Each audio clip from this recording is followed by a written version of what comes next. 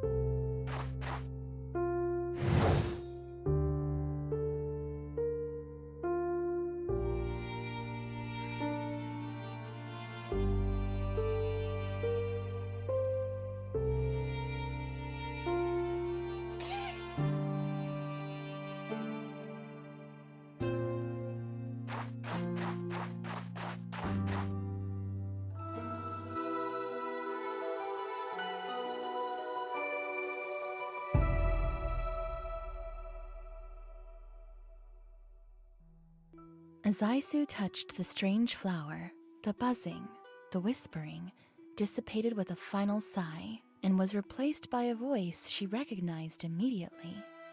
Solveig. And for the mistress of the sun, her voice was ice cold. Little sister. Solveig.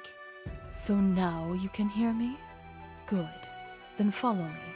There should be enough of these essence fragments for you to recover. Aysu stopped and anchored her heels in the snow. I know why you are here, but I will not be going back to the heavens. You have to recover your powers. You cannot remain as you are. How if I can't leave this glacier? Because I can't stand your light anymore. Our cousins, the constellations, will transport you near the next essence.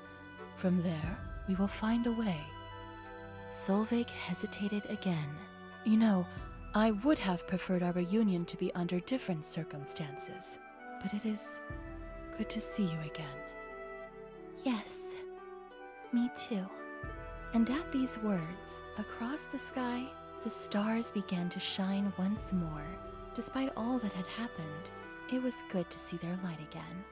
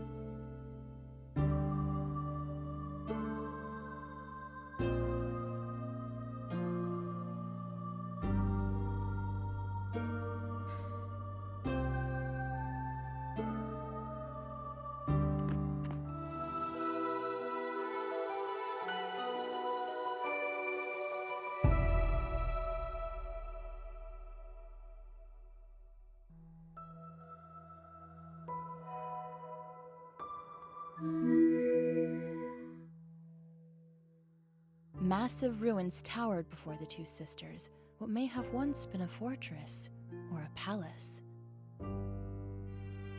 Yet Aysu's attention was drawn to the door of the structure and the faded symbol carved upon it. It held her attention so completely, she seemed to forget the ice beneath her feet, even the ice that blanketed the world. We're far from the fragment. Take care to remain in my shadow. I always have, sister.